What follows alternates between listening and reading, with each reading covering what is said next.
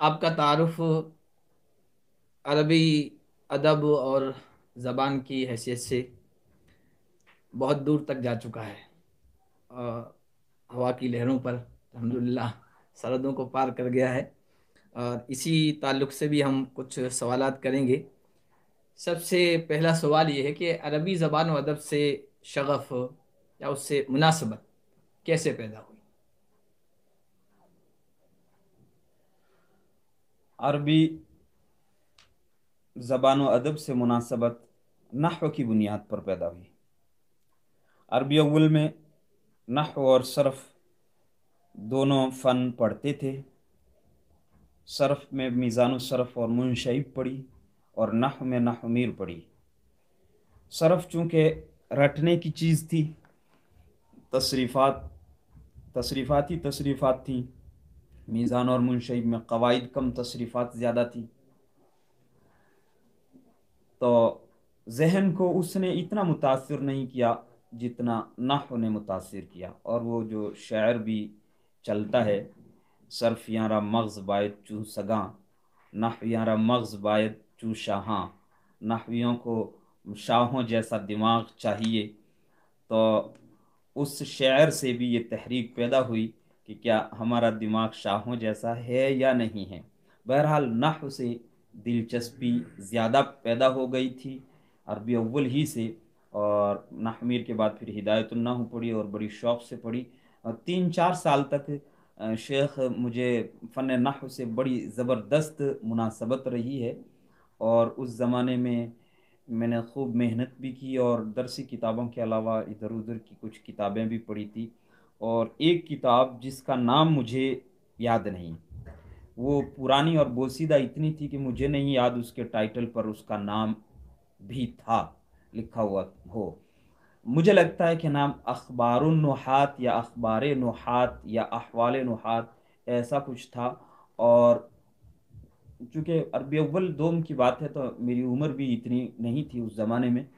اور مجھے ایسا لگتا ہے کہ وہ حیدرآباد کے کسی شیعہ عالم کی لکھی ہوئی تھی، کیونکہ حضرت علی کا نام جہاں کہیں بھی تھا اس میں تو حضرت علی علیہ السلام لکھا ہوا تھا ہر جہاں کہیں بھی۔ اور چونکہ حضرت علی کو ایک قول کے مطابق فن نحو کا موجد مانا جاتا ہے، تو حضرت علی پر انہوں نے کافی کچھ لکھا بھی تھا، اور اسی نام سے حضرت علی کا نام جہاں کہیں بھی ذکر کیا تو حضرت علی علیہ السلام، علی علیہ السلام، جو عام طور سے سنی نہیں لکھتے، شیعہ لکھتے ہیں، ان کی نشانی، تو ان کی یہ کتاب تھی۔ اس کتاب میں نحویین کے مطالعے کے احوال لکھے تھے، مثلا فرا ہے، ثعلب ہے، اخفش ہے، سیبوئی ہیں، خلیل ہیں، مبرد ہیں، اور یہ جتنے بھی نحویین، ان سب پر انہوں نے اچھی خاصی تحریریں لکھ رکھی تھی، اور ان کے مطالعے کا حال احوال لکھا تھا کہ وہ کس طرح مطالعے میں منہمک رہتے تھے۔ تو بڑے عجیب و غریب واقعات لکھے ہوئے تھے، اور ان کے مطالعے کا انہماک جو تھا وہ بڑا عجیب و غریب معلوم ہوتا تھا، اور اس زمانے میں ان چیزوں نے دل و دماغ پر بڑا اثر ڈالا تھا اور بہت متاثر ہوا تھا۔ اور عربی زبان کے بڑے خوبصورت اشعار بھی مطالعے سے متعلق اس کتاب میں لکھے ہوئے تھے، جو اس وقت میں نے پڑھے بھی اور سمجھے بھی تھے ترجمے کی مدد سے، اب ذہن میں نہیں رہے، مگر اس کتاب نے مجھے کہنا چاہیے کہ عربی زبان سے شغف پیدا کر دیا تھا، اور عربی زبان سے ایک طرح کی مناسبت اور دلچسپی پیدا کر دی تھی۔ پھر استادوں میں سے میں حضرت مفتی حبیب اللہ صاحب نعمانی دامت برکاتہم کا نام لوں گا، کہ انہوں نے عربی زبان سیکھنے کی جانب مائل کیا، اور انہوں نے ایک زمانے میں کلیلہ و دمنہ ہم کو پڑھائی بھی تھی۔ کلیلہ و دمنہ جیسا آپ جانتے دارالعلوم دیوبند کے نصاب میں شامل نہیں ہے۔ میں نے یہ ان سے درخواست کی کہ ہمیں کوئی کتاب پڑھا دیں، تو حضرت مفتی صاحب ہمیں عصر کے بعد، مجھے اور میرے ایک رفیق محترم ہیں مولوی سعید اللہ صاحب، احیاء العلوم بھاپ میں استاد ہیں، ہم دونوں کو وہ عصر کے بعد کلیلہ و دمنہ پڑھایا کرتے تھے، اور کچھ دلچسپ باتیں،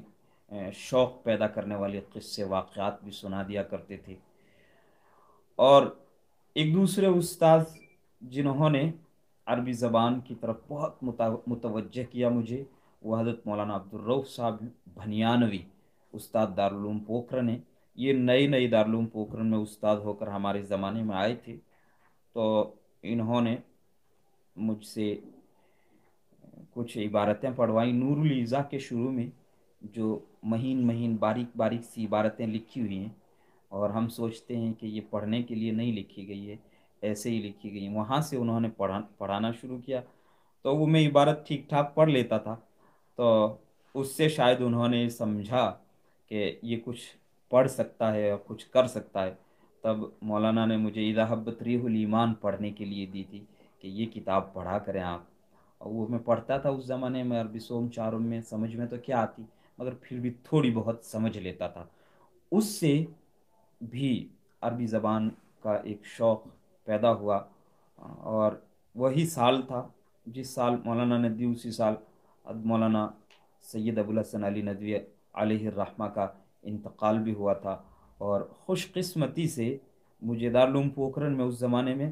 عربی رسائل تو کیا، عربی کتابیں بھی نہیں مل رہی تھی، مگر حضرت مولانا علی میاں ندوی علیہ الرحمہ پر جو خاص نمبر نکلا تھا البعث الاسلامی کا اور الرائد کا، وہ دونوں ہی مجھے اس زمانے میں پتہ نہیں کہاں سے مل گئی تھی، جہاں سے بھی ملے ہوں بہرحال وہ دونوں ہی مجھے مل گئے تھے۔ البعث الاسلامی کا خاص نمبر عدد ممتاز، اور الرائد کا بھی عدد ممتاز، دونوں ہی حضرت مولانا علی میاں ندوی علیہ الرحمہ پر تھے۔ تو بڑی دلچسپی سے، بڑے شوق سے ایک ایک مضمون کو اور ان پر بھیجے گئے تعزیتی خطوط میں سے ایک ایک خط کو میں نے اس زمانے میں بڑے چاو اور بڑی دلچسپی سے پڑھا تھا، اور حضرت مولانا علی میاں ندوی سے اسی زمانے میں میں بہت زیادہ متاثر ہو گیا تھا، یہی دو خاص عدد پڑھ کر کے۔ البعث الاسلامی کا خاص نمبر تو ابھی بھی میرے پاس ہوگا یہاں کہیں، اور الرائد کا خاص نمبر شاید کوئی چرا لے گیا یا کہیں ضائع ہو گیا۔ تو اس طرح سے عربی زبان سے دلچسپی اور شغف پیدا ہوا۔ جواب سے ایک سوال اور پیدا ہو گیا ہے